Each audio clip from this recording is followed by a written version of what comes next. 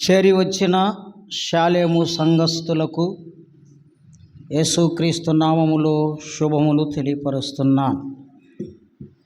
ఈ యొక్క క్రిస్మస్ దినాలలో అందరూ సంతోషంగా దేవుణ్ణి ఆరాధించడానికి, దేవుణ్ణి కలిగి ఉండడానికి దేవుడు మనకు ఒక కృప అనుగ్రహించాడు. బట్ ఈ సమయంలో క్రిస్మస్ సంబంధించింది నేను కూడా కొన్ని మాటలు చెప్పాలని ఇష్టపడుతున్నాను. క్రీస్తు పుట్టుక నేను పెద్ద లోతుగా ఏం చెప్పను, కొన్ని విషయాలు మీ ముందు ఉంచుతాను. యేసు ప్రభు భూమి మీదకి మానవుడుగా రావడానికి కారణము ఏమిటి అనేది దినం మనం కొన్ని మాటలు చూద్దాం. ఎన్నో మాటలు విని ఉండవచ్చు, రకరకాలైన ప్రవచనాలు లేక రకరకాలైన వాక్యాలు మనం విని ఉండవచ్చు.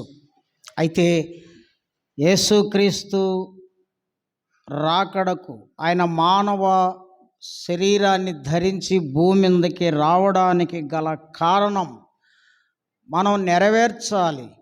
ఒకవేళ ఆయన ఉద్దేశ్యము మనము నెరవేర్చకపోతే దాని వలన మనకు ప్రయోజనమేమీ ఉండదేమో అనేది మనం గ్రహించాలి. ఒక ఇంజనీరు ఈ ఫ్యాన్ తయారు చేశాడు. ఇంజనీరు ఫ్యాన్ తయారు చేసిన ఉద్దేశం ఏంటి అంటే, అది ఇలా తిరిగి కూర్చున్న వారందరికీ గాలి ఇవ్వాలి, అందుకు అది తయారు చేసింది. అది ఇలా తిరిగి గాలి కొనుంటే ఉపయోగం ఏంటి? ఇంజనీరు యొక్క ఉద్దేశం అది నెరవేర్చడం లేదు, ఇంజనీర్కి వ్యతిరేకంగా తిరుగుతుంది అని అర్థం. కాబట్టి దేవుడు ఆయన ఈ భూమి మీదకి వచ్చాడు. ఆయన ఉద్దేశం ఏంటి? మనము నెరవేర్చాలి. ఆయన పిల్లలముగా, ఆయన నమ్ముకున్న వారముగా, దేవుని ఉద్దేశము నెరవేర్చే వారముగా మనం ఉండాలని దేవుడు ఇష్టపడుతున్నాడు. కొన్ని నిమిషాలు 2 మాటలు మీ మధ్యలో ఉంచాలని నేను ఆశపడుతున్నాను. మొదటిది, మనుషులు ఎవరు కూడా దేవుణ్ణి చూడలేదు. దేవుడు ఎలా ఉంటాడో మానవునికి తెలియదు. ఆ దేవుణ్ణి చూపించడానికి యేసుక్రీస్తు వారుగా మానవ రూపములో భూలోకానికి వచ్చాడు. రెండవది, మానవుని రక్షణ కొరకు ఆయన మరణము ద్వారా, పునరుద్ధానము ద్వారా మనకు విమోచకుడుగా, ధర్మశాస్త్రము కింద ఉన్న అధికారము నుండి, శాపము నుండి విడిపించడానికి ఆయన ఈ లోకానికి వచ్చాడు. కాబట్టి ఈ 2 అంశాలు క్షుణ్ణంగా మనం ఆలోచిద్దాం. మొట్టమొదటిది, యోహాను సువార్త 1వ అధ్యాయం 3వ వచనం. కలిగి ఉన్నదేదియు ఆయన మూలముగా కలిగెను, ఆయన లేకుండా కలుగలేదు. చాలు. కలిగి ఉన్నదేదియు ఆయన లేకుండా కలుగలేదు. ఎవరైనా? యేసుక్రీస్తు వారు. ఈ సమస్త సృష్టిని ఆయన సృష్టించాడు, ఆయన ఏలుతూ ఉన్నాడు, ఆయన భద్రపరుస్తూ ఉన్నాడు. 10వ వచనం చదవండి. ఆయన లోకములో ఉండెను, లోకమాయన మూలముగా కలిగెను గాని లోకమాయనను తెలుసుకొనలేదు. ఏమండి? ఆయన లోకములో ఉండెను, లోకము ఆయన మూలముగా కలిగింది, కానీ లోకము ఆయనను తెలుసుకోవటం లేదు. కాబట్టి దేవుణ్ణి మానవుడు తెలుసుకోవడంలే, దేవుని సామర్థ్యము, దేవుని శక్తి, దేవుని స్వభావము, దేవుని పని మానవుడు అర్థం చేసుకోలేకపోతూ ఉన్నాడు. ఎందుకు దేవుణ్ణి మానవుడు అర్థం చేసుకోలేకపోతున్నాడంటే, మానవ జ్ఞానము దేవుణ్ణి అర్థం చేసుకోలేకపోతుంది. దేవుడు ఆయన సర్వ సృష్టికర్త,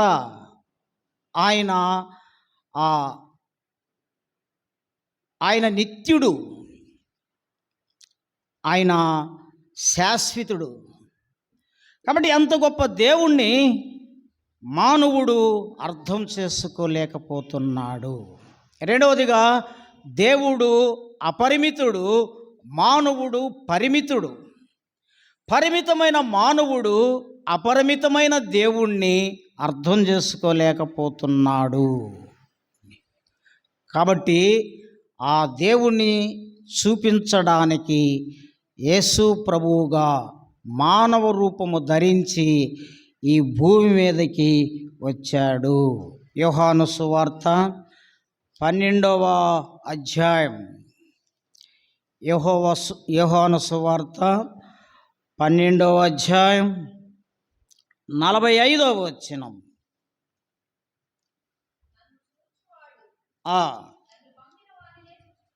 నన్ను చూచువాడు నన్ను పంపిన వానిని చూచుచున్నాడు. నా యందు విశ్వాసముంచు ప్రతివాడు చీకటిలో నిలిచి ఉండకుండానట్లు నేను ఈ లోకమునకు వెలుగుగా వచ్చి ఉన్నాను. ఈ మాట ఎవరు చెప్పారంటే యేసు ప్రభువారే చెప్పారు. దేవుణ్ణి చూడాలి, ఎవరికి కనబడుతున్నాడు, ఎవరు అర్థం చేసుకోగలుగుతున్నారు అంటే యేసు ప్రభు చెబుతున్న మాటలు, ఎవరైతే నన్ను చూస్తారో నన్ను పంపిన వానిని చూచుచున్నాడు. యేసు ప్రభువుని మనం కూడా చూడలే. బైబిల్ గ్రంథంలో ఆయన గుణగణాలు చూస్తున్నాం, ఆయన ప్రేమ చూస్తున్నాం, ఆయన దేవుడు మానవునికి ఎంత అందుబాటులో ఉన్నాడో అది మనం గ్రహిస్తున్నాం. ఆయనను అర్థం చేసుకుంటే దేవుణ్ణి అర్థం చేసుకున్నట్లే. కాబట్టి దేవుణ్ణి చూపించడానికి యేసు ప్రభు భూలోకానికి మానవ రూపంలో వచ్చాడు. యోహాను సువార్త 6వ అధ్యాయం 46వ వచనం. యోహాను సువార్త, దేవుని యొద్ద నుండి వచ్చిన వాడు తప్ప మరి ఎవడును తండ్రిని చూచి ఉండలేదు, ఈయనే తండ్రిని చూచి ఉన్నాడు. ఏమండి, దేవుని యొద్ద నుండి వచ్చిన వాడు తప్ప మరి ఎవడును తండ్రిని చూచి ఉండలేదు, ఈయనే తండ్రిని చూచి ఉన్నాడు. ఈయన యేసుక్రీస్తు వారు తండ్రిని చూచి ఉన్నాడు. కాబట్టి యేసు ప్రభువు భూమి మీదకి ఎందుకు వచ్చాడు అంటే దేవుణ్ణి చూపించడానికి వచ్చాడు. యోహాను సువార్త 1వ అధ్యాయంలో కూడా ఇదే మాటలు రాయబడి ఉన్నాయి. యోహాను సువార్త 1వ అధ్యాయం 18వ వచనం. ఎవడును ఎప్పుడైనను దేవుణ్ణి చూడలేదు, తండ్రి రొమ్ముననున్న అద్వితీయ కుమారుడే ఆయనను బయలుపరచెను. దేవుణ్ణి బయలుపరచాడు. ఏమండి, అంత గొప్ప దేవుణ్ణి యేసుక్రీస్తు వారు చూపించడానికి భూమి మీదకి వచ్చాడు. మనం ఈ గ్రహింపులోనికి రావాలి. ఏమండి, దేవుడంటే మన ఉద్దేశంలో చాలా చిన్నవాడు, చాలా తక్కువైనవాడు, చాలా సులువైనవాడు. ఏమండి, దేవుని దగ్గర ఎంతో నిర్లక్ష్యంగా ఉంటాం మనం. అయితే దేవుడు ఎంత గొప్పవాడంటే మానవునికి అర్థము చేసుకోలేనంత గొప్ప దేవుడు. ఈ దేవుణ్ణి యేసు ప్రభు చూపించడానికి ఈ లోకానికి వచ్చాడు. యోహాను సువార్త 14వ అధ్యాయం 7-8 వచనాలు. మీరు నన్ను ఎరిగి ఉంటే నా తండ్రిని ఎరుగుదురు, ఇప్పటి నుండి మీరు ఆయనను ఎరుగుదురు, ఆయనను చూచి ఉన్నారని చెప్పాను. అప్పుడు ఫిలిప్పు, ప్రభువా, తండ్రిని మాకు కనపరచుము, మాకంతే చాలునని ఆయన చెప్పగా, యేసు, ఫిలిప్పు, నేనింతకాలము మీ యొద్ద ఉండినను నీవు నన్ను ఎరగవా? నన్ను చూచినవాడు తండ్రిని చూచి ఉన్నాడు గనుక తండ్రిని మాకు కనపరచమని ఎలా చెప్పుచున్నావు? చాలండి. ఏమండి, మీరు నన్ను ఎరిగి ఉంటే నా తండ్రిని ఎరిగియుండుట. ఎరిగి ఉండడము అంటే ఒక వ్యక్తిని గురించి సంపూర్ణంగా తెలుసుకోవడం. దేవుణ్ణి తెలుసుకోకపోతే, ఎరగకపోతే నష్టం ఏంటి అంటే సంపూర్ణంగా ఆయనకు లోబడలేము, సంపూర్ణంగా ఆయన యందు విశ్వాసముంచలేము, సంపూర్ణంగా ఆయనను కలిగి ఉండలేము. కారణం ఏంటి అంటే ఆయనను ఎరుగలేదు గనుక. లోకములో ఉండే ప్రజలకి దేవుడంటే తెలియదు. అందుకని ఈరోజు ఒక దేవుడు, రేపు ఒక దేవుడు, ఈ దేవుళ్ళ వల్ల ఉపయోగము లేదు అంటే మరొక దేవుడు. అయితే ఈ దేవుడు అలాంటి వాడు కాదు. మీరు ఎరిగి ఉంటే తండ్రిని తెలుసుకుంటారు. తండ్రి యొక్క శక్తిని, సామర్థ్యమును మీరు అర్థము చేసుకోగలరు. పాత నిబంధన కాలంలో షడ్రకు, మెషకు, అబేద్నెగో వాళ్ళు దేవుణ్ణి ఎరిగారు, దేవుణ్ణి తెలుసుకున్నారు. అందుకని వాళ్ళ ముందు ఒక గొప్ప అగ్ని గుండము ఉన్నా కూడా వాళ్ళు దానికి భయపడలే. కారణం ఏంటి అంటే వాళ్ళ దేవుణ్ణి వారు ఎరిగినారు, వాళ్ళ దేవుణ్ణి వాళ్ళు ఎరిగారు. వాళ్ళు ఇస్తున్న స్టేట్మెంటు రాజా అని కూడా సంబోధించలే. నెబుకద్నెజరు, మా దేవుడు వేళ రక్షించకపోయినా పర్వాలేదు. ఏమండి, ఎందుకన్నారు? వారి నిరీక్షణ, వారి విశ్వాసం. ఏమండి, ఇలాంటి విశ్వాసము మనము కలిగి ఉన్నామా? ఇలాంటి నిరీక్షణ మనము కలిగి ఉన్నామా? చాలా ప్రాముఖ్యమైనది, చాలా ప్రాముఖ్యమైనది. మన జీవితంలో ఎన్నో క్రిస్మస్ పండుగలు వెళ్ళిపోయినాయి. అయితే మన భక్తి, మన విశ్వాసము, మన నిరీక్షణ క్రీస్తునందు ఉన్నదా? ఎందుకు ఉండలేకపోతున్నాం?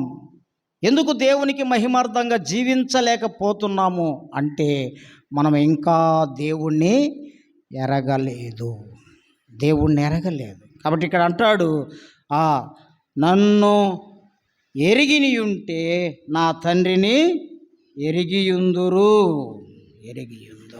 కాబట్టి ప్రియులారా, క్రిస్మస్ చేసుకుంటున్న మనం మన దేవుణ్ణి మనం ఎరగాలి. బైబిల్ చాలా స్పష్టంగా తెలియపరుస్తుంది. ఇర్మియా గ్రంథంలో దేవుడు మాట్లాడుతున్నాడు, మార్గములలో నిలిచి చూడు, పురాతన మార్గము గురించి విచారించు, మేలు కలుగు మార్గమేదని అడిగి అందులో నడుచుకో, అప్పుడు మీకు నెమ్మది కలుగుతుంది.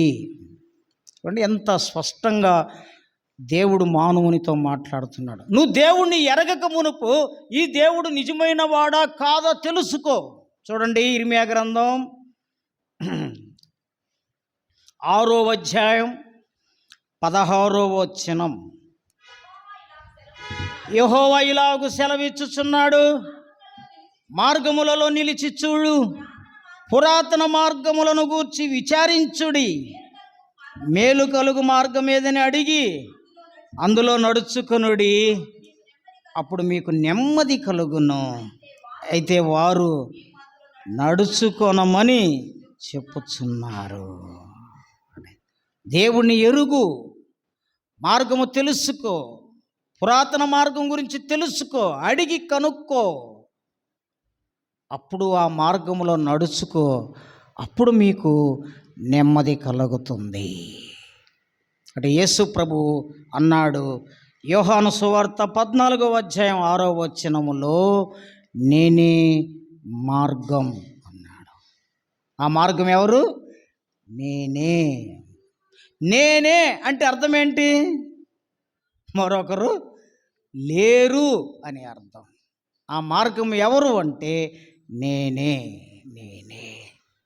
కాబట్టి ఈ మార్గాన్ని తెలిసిన మనం పండగలతో పబ్బాలతో తృప్తిపరిచి సంతోషంగా ఉండడం కాదు, మన జీవితంలో మారు మనసు అనుభవము కావాలి. ఒక క్రైస్తవుడు అంటే అర్థం ఏంటంటే మారు మనసు పొంది ఉండాలి. యోహాను అదే బోధించాడు, యేసుప్రభు అదే బోధించాడు, అపోస్తలులు కూడా అదే బోధించాడు. మారు మనసు అనుభవము లేని క్రైస్తవ జీవితం కాదు. నువ్వు ఎన్ని పాటలైనా పాడు, నువ్వు చర్చికి ఎంత డబ్బన్నా ఇయ్యి, నువ్వు ఏమైనా చెయ్యి, భూమి మీద నీకు ఉపయోగము లేదు. అంటే మారు మనస్సు కలిగి మిగిలినవి చేస్తే దేవుడు తప్పక తగిన ఫలితం ఇస్తాడు. చివరిగా యేసు ప్రభు ఎందుకు వచ్చాడు అంటే ఆయన మన రక్షణ కొరకు. ఆయన మరణ పునరుద్ధానములు మనకు విమోచన కలుగు చేసింది. మన పాపము నుండి మనలను రక్షించాడు. అలాగనే ఆయన ధర్మశాస్త్రము యొక్క శాపము నుండి మనలను విడిపించాడు. ఆయన రక్షణ అంటే చాలా సులువు మనకి. ఎందుకంటే ఉచితంగా వచ్చింది. ఉచితంగా వచ్చేదానికి దేనికి విలువ లేదండి, విలువ ఉండదు. రేషన్ బియ్యం 10 రూపాయలకి ఇస్తే, ఊరికినే ఇస్తే మనం 10 రూపాయలకి అమ్మేస్తాం. ఎందుకంటే ఉచితంగా ఇచ్చాడు కాబట్టి. ఉచితమైన విలువలు ఉండవు. ఈ రక్షణకు కూడా ఏదో చేసి ఉంటే బాగుండేమో. దేవుడు ఉచితంగా ఇచ్చాడు రక్షణ. అందుకనే బైబిల్లో హెబ్రీ పత్రికలో కఠినమైన ఒక మాట మాట్లాడాడు. ఇంత గొప్ప రక్షణ మనము నిర్లక్ష్యము చేస్తే ఎలాగూ తప్పించుకుందాం అంటాడు. ఇంత గొప్ప రక్షణ. ఎంత గొప్ప రక్షణ అంటే ఆకాశ మహాకాశములు పట్టజాలని దేవుడు మానవ రూపము ధరించడం గొప్ప సంగతి కాదా? ఆకాశ మహాకాశములు పట్టజాలని దేవుడు ఒక తల్లి గర్భములోనికి పిండము రూపంలో రావడం గొప్ప సంగతి కాదా? ఆకాశ మహాకాశములు సృష్టించిన దేవుడు ఒక పశువుల పాకలో పుట్టడం ఎంత సమర్పణ, ఎంత ప్రేమ, ఎంత తగ్గించుకున్నాడు. ఏమండి, మనం హ్యాపీ క్రిస్మస్ అంటాం ఇంకో 2 రోజులు పోతే. ఏమండి, హ్యాపీ క్రిస్మస్ ఎలా వస్తుందంటే, ఒక వ్యక్తి ఒక పెద్ద తప్పు చేసి జైలు పాలయ్యాడు. కోర్టులో ఆ వ్యక్తికి ఉరిశిక్ష విధించారు. ఆ ఉరిశిక్ష వేయబోయే లోపు ఆ వ్యక్తిని జైల్లో పెట్టారు. ఈలోపు క్రిస్మస్ వచ్చింది. ఈ క్రైస్తవ స్నేహితులందరూ పోయి, బ్రదర్ హ్యాపీ క్రిస్మస్ బ్రదర్ అని కొత్త బట్టలు ఇస్తే హ్యాపీ వస్తుంది ఎవడికి? ఏమండి, వస్తుందా? రాదు. ఇంక 2 రోజుల లోపల నాకు ఉరిశిక్ష పడబోతుంది, నాకు హ్యాపీ లేదు. మంచి స్వీట్లు ఎత్తకెళ్ళి హ్యాపీ క్రిస్మస్ బ్రదర్ అంటే అది హ్యాపీ అవుతుందా వానికి? కాదు. ఎందుకంటే ఉరిశిక్ష. మానవులందరూ పాపం అనే బండ కింద ఉన్నారు, మరణము కింద ఉన్నారు, శాపము కింద ఉన్నారు. ఈ శాపములో ఉన్న వారికి హ్యాపీ క్రిస్మస్ అంటే కుదరదండి, కుదరదు. అయితే ఒక వ్యక్తి, ఒక పెద్ద అధికారి ఒక లెటర్ ఇచ్చాడు, ఈ దినం నీకు మరణము కొట్టివేయబడినది అని. ఆ లెటర్ ఎత్తకపోయి ఆ వ్యక్తికి ఇస్తే అది హ్యాపీ క్రిస్మస్. ఆ సంతోషాన్ని పేతురు రాస్తాడు, చెప్పనాశక్యము కానీ మహిమాయుక్తమైన సంతోషం. ఆ రక్షణ, ఆ మరణము నుండి ఎవరు విడిపింపబడినారని నిరీక్షణ ఉందో, నేను పరలోక పౌరుణ్ణి అని ఎవరైతే ఆ విశ్వాసము కలిగి నిరీక్షణ కలిగి మారు మనస్సు కలిగిన జీవితం జీవిస్తున్నారో వారికి చెప్పనాశక్యము కానీ మహిమాయుక్తమైన సంతోషం కలిగి ఉంటారు.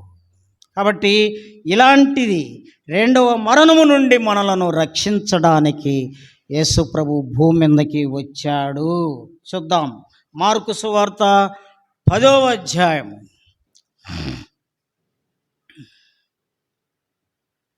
మార్కు సువార్త 10వ అధ్యాయం 45వ వచనం. మనుష్య కుమారుడు పరిచారము చేయించుకొనుటకు రాలేదు గాని పరిచారము చేయుటకును అనేకులకు ప్రతిగా విమోచన క్రయధనముగా తన ప్రాణము ఇచ్చుటకు వచ్చాను. ఎందుకు వచ్చాడు యేసు ప్రభు? అనేకులకు ప్రతిగా, అనేకులకు ప్రతిగా. క్రిస్మస్ క్రైస్తవుల పండగ కాదు, అది మన దేశంలో కులానికి ఒక పండగ, మతానికి ఒక పండగ. ఏమండి, కొన్ని ప్రాంతాలకు ఒక్కొక్క పండగ నిర్ణయించుకున్నారు. ఇది క్రైస్తవుల పండగ కాదు. ఒకసారి నేను పల్లాపల్లి గ్రామంలో సువార్త ప్రకటిస్తుంటే ఒక వ్యక్తి తిడతా ఉన్నాడు దూరంగా ఉండి. నేను ఆపకుండా మైకులో చెప్తా ఉంటే వచ్చాడు, కోపంతో వచ్చాడు. ఏం బ్రదర్ అంటే, ఏంటి మీరు ఇక్కడ కాదు చెప్పాల్సింది, అవతలకి వెళ్ళండి, ఆడున్నారు మీ వాళ్ళు అన్నారు. మీరెవరు అంటే మేము గొల్లోళ్ళం అన్నాడు. అయ్యా మీ దేవుడు అయ్యా, మా దేవుడు కాదు. యేసు ప్రభు ఎవరికి కనపడ్డాడు?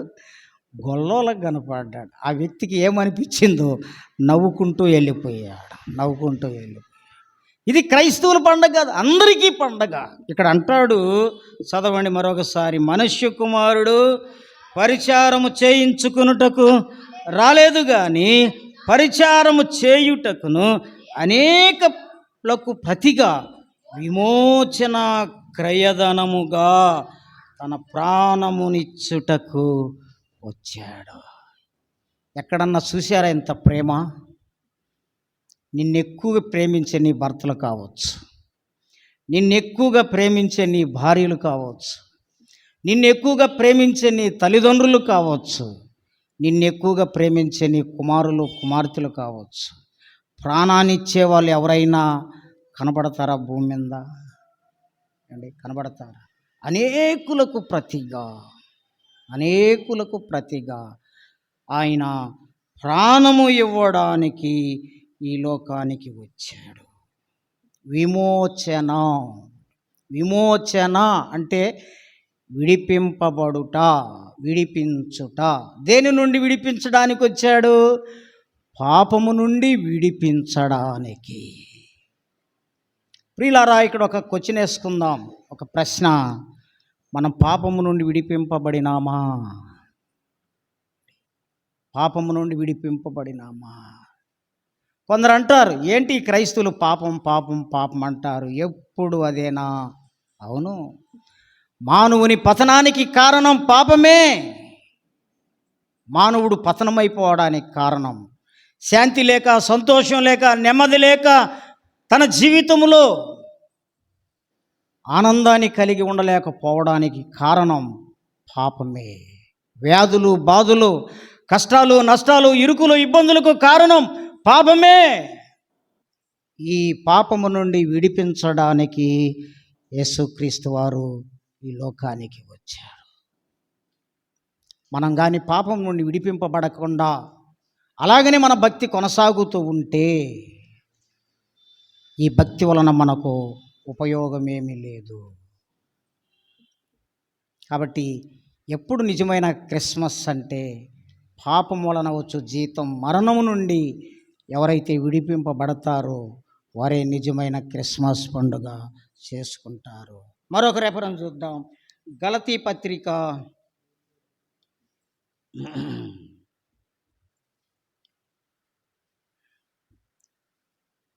3:13. ఆత్మను గూర్చిన వాగ్దానం విశ్వాసము వలన లభించున్నట్లు అబ్రహాము పొందిన ఆశీర్వచనము యేసు క్రీస్తు ద్వారా క్రీస్తు మన కోసరము శాపమై మనలను విమోచించెను. ఇందును గూర్చి మ్రాను మీద వ్రేలాడు ప్రతివాడు శాపగ్రస్తుడై రాయబడి ఉన్నది. ఏమండి? శాపగ్రస్తుడు అని రాయబడి ఉన్నది. శాపగ్రస్తుడు అయ్యాడు. ఎవరి కోసరం? మన కోసరం. ఎందుకు మన గురించి మ్రాను మీద వ్రేలాడినాడు? ఏమండి? మ్రాను మీద వ్రేలాడడానికి గల కారణం ఏంటంటే, ఏ మానవుడైతే చెట్టు పండ్లు తిని పాపగ్రస్తుడయ్యాడు, ఏ మానవుడైతే మ్రానుకు ఉన్న పండ్లు కోసుకొని తిని శాపగ్రస్తుడయ్యాడో, అందుకే ఆయన మ్రాను మీద వ్రేలాడినాడు. యేసు ప్రభు అంటే ఎందుకంటే అంత సులకన, ఎంత భయంకరమైన ఆ పదం తెలియట్లే నాకు వాడడానికి, ఆ పదం రావడం లేదు. అంత నీచంగా ఎందుకు యేసు ప్రభువుని చూశారు అంటే, ఇశ్రాయేలీలు కానీ యూదులు కానీ ఎవరైనా, ఏమండి, యూదులకు కూడా సిలువ మరణం వేయరంట. యూదులు కూడా ఎంత గొప్ప పాపం చేసినా వారికి సిలువ మరణం వేయరంట. ఎందుకు అంటే సిలువ మరణము అంత నీచమైనదంట, అంత నీచమైనది. నీచాతి నీచమైన సిలువ మరణం మన కొరకు ఆయన పొందాడు. ధర్మశాస్త్రము యొక్క శాపము నుండి విమోచించెను. ధర్మశాస్త్రము యొక్క శాపం. ఏంటి ధర్మశాస్త్రము యొక్క శాపం? దుష్ట శిక్షణ, శిష్ట రక్షణ. ఇది ధర్మశాస్త్రం. తప్పు చేసిన వాడు ఖచ్చితంగా శిక్షను అనుభవించవలసిందే. ఏమండి? ఎవరు పలికినా, ఎవరు మాట్లాడినా, ఏమండి, మీకు ఒక ఎగ్జాంపుల్ చెప్తా మీకు అర్థం కావడానికి. ఒకసారి ఒరిస్సాలో గ్రహం స్టెయిన్ అనే ఆయనను ఇద్దరు కుమారులు, వారిద్దరిని వ్యాన్లో పెట్టి డోర్లేసి సజీవ దహనం చేశారు. ఏమండి? కొంతకాలం తర్వాత వారిని పట్టుకొని వాళ్ళ భార్యను పిలిచి, అమ్మా, మీ భర్తను పిల్లలను చంపిన వారిని పట్టుకున్నాం, వారిని ఏమి చేయమంటావు అని మన ఇండియా ప్రభుత్వం అడిగితే వాళ్ళు ఇచ్చిన స్టేట్మెంటు, వారిని క్షమించి వదిలేయండి అన్నారు. వారిని క్షమించి వదిలేయండి. మరో కొంతకాలానికి హైదరాబాదులో ఒక స్త్రీని, ఒక డాక్టర్ అమ్మని, 3 పిల్లలు పట్టుకొని చంపేస్తే వాళ్ళు ఇచ్చిన స్టేట్మెంటు, వారిని ఏం చేయమన్నారు? కాల్చివేయండి. ఏమంటారు దాన్ని? ఎన్కౌంటర్ చేయండి. ఎన్ని తెలిసినాయే మనకి. ఎంత తేడా కనపడుతుందండి ఒక క్రైస్తవుడికి, క్రైస్తవేతరులకి. ధర్మశాస్త్రము కింద ఉన్న మానవుణ్ణి, వాడిని తప్పు చేస్తే వాడిని శిక్షండి అని ధర్మశాస్త్రం అంటుంటే, యేసు ప్రభు ధర్మశాస్త్రానికి లోబడి ఆ శాపము నుండి మనల్ని విడిపించాడు. విడిపింపబడినామా విడిపింపబడినామా. కాబట్టి ప్రియా స్నేహితులారా, ఎప్పుడైతే ధర్మశాస్త్రము నుండి విడిపింపబడినామో, పాపము నుండి విడిపింపబడినామో, అప్పుడే నిజమైన క్రిస్మస్. కాబట్టి ఈ దినాలలో ఈ క్రిస్మస్ వేడుకలు చేసుకుంటున్న మనం దేని బట్టి సంతోషించాలంటే, మన పాపము నుండి మనం విడిపింపబడినాము అనే దానిని బట్టి మనం సంతోషించాలి. ఒక వ్యక్తి అంట, ఇంకా 5 నిమిషాలు ఉంది. ఒక వ్యక్తి అంట కొన్ని పావురాలు సాక్కుంటున్నాడంట. పావురాలు సాక్కుంటూ ఒకసారి ఒక విధంగా ఆలోచించాడంట, ఒకవేళ నేను ఏదన్నా ప్రాంతానికి వెళ్ళినప్పుడు ఈ పావురాలను పట్టుకొని వెళ్ళిపోతారేమో, కాబట్టి వాటిని కాపాడుకోవడానికి ఎవరు లేరు కదా అని పావురాలకు ఒక పాట నేర్పించాడంట. ఏం పాట అంటే, బోయివాడు వస్తాడు, నూకలు చల్లుతాడు, వల విసురుతాడు, పట్టుకుపోతాడు, జాగ్రత్త అనే పాట నేర్పించాడంట. ఆయన వెళ్ళిపోయాడు. ఒక దినం వెళ్ళిపోయాడు. ఈ పక్షులు పాటలు పాడుతూ ఉన్నాయి. బోయివాడు వస్తాడు, నూకలు చల్లుతాడు, వల విసురుతాడు, జాగ్రత్త. బోయివాడు రానే వచ్చాడు. ఈ పక్షులు పాట పాడుతూ నూకల మీద వాలినాయి. బోయివాడు వల విసిరాడు. పక్షులు వలలో ఇరుక్కొని కూడా పాట పాడుతున్నాయి.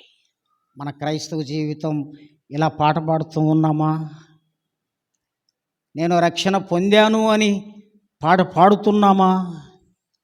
నిజంగానే ఈ శిక్ష నుండి మనం విడిపింపబడ్డామా? మనల్ని మనం పరీక్షించుకొని, మనల్ని మనం పరిశోధించుకొని క్రైస్తవ భక్తి కలిగి జీవించాలని దేవుడు కోరుకుంటున్నాడు. ఆ విధంగా దేవుడు సహాయము చేయునుగాక. మీలో మరి ఇంతవరకు మన వాక్యోపదేశాన్ని అందించిన మరి సేవకులు ప్రసాద్ అంకులు వారి కొరకు, వారి కుటుంబం కొరకు ప్రార్థించవలసిందిగా ప్రభుపేట మనవి చేస్తూ, చెప్పబడిన మాటలు మన హృదయాలలో ఉంచి ఆ రీతిగా మనం ముందుకు సాగాలని, క్రీస్తు యొక్క ఆ జననం అది మనం సంతోషించుటకే మనం ఉంటున్నాం, కానీ దానిలో ఉన్న పరమార్థం కదా.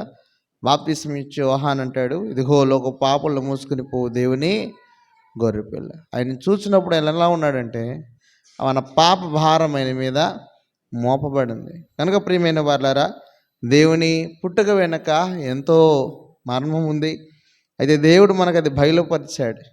అయితే మనం ఏం చేయాలంటే, అటు విలువలకు లోబడి దేవునికి కృతజ్ఞత కలిగి ఆయన్ని కోరదగిన వారిగా మనందరం ఉండాలని దేవుని విషయమై దేవుడు మనకు బోధిస్తున్నాడు. కనుక ముందుకు సాగిపోదా, ప్రార్థన చేసుకుందాం. అందరూ తరలోంచి కళ్ళు మూసుకున్నట్లయితే ప్రార్థన. మన మధ్యన ఉన్న పెద్దలు తాతయ్య ప్రార్థన ఆశీర్వాదిస్తారు. మా దయ కలిగిన తండ్రి, ప్రేమ కలిగిన ప్రభువా, నీకు స్తోత్రములు అయ్యా. ఈ పునఃస్థాన దినములో మేము వచ్చాము. వాక్యం చెప్పిన రీతిగా నన్ను జ్ఞాపకం చేసుకోండి అన్నావు తండ్రి. నీ మరణ పునరుత్థానములు మేము జ్ఞాపకం చేసుకొని సంతోషిస్తున్నాము. కానీ ఎలా సంతోషించాలనో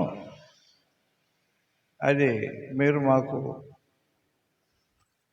మీ గ్రంథం ద్వారా వివరించారు. నమ్మి బాప్తిసం పొందువాడు రక్షించబడును, నమ్మని వానికి శిక్ష విధించబడును. అవును తండ్రి, నేను సంపూర్ణంగా నమ్మలేదు, అది మీకు తెలుసు. సంపూర్ణంగా నమ్మని నువ్వు చెప్తున్నారు.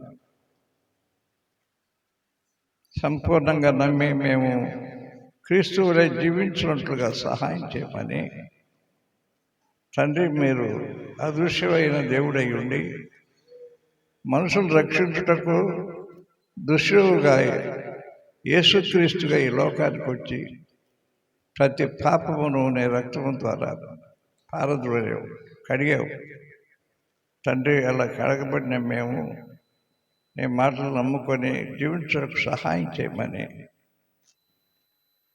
వందనాలు చెల్లిస్తూ చెప్పినటువంటి ప్రతి మాటను మేము అర్థం చేసుకొని అందులో మర్మాన్ని గ్రహించినట్లుగా సహాయం చేయమని మా ప్రభువును రక్షకుడైన యేసుక్రీస్తు నామమున మిక్కిలి వినయంతో వేడుకుంటున్నాము తండ్రి. ఆమేన్. ఆశీర్వాదం తీసుకున్నాం. మన పరమ తండ్రి యొక్క దేవుని ప్రేమ, ప్రభు అయిన యేసుక్రీస్తు కృప, పరిశుద్ధాత్మ యొక్క అన్యోన్య సహవాసం ఇప్పుడు ఎల్లప్పుడూ మనకు, మన కుటుంబాలకి, మన పిల్లలకి తోడయుడును గాక. ఆమేన్.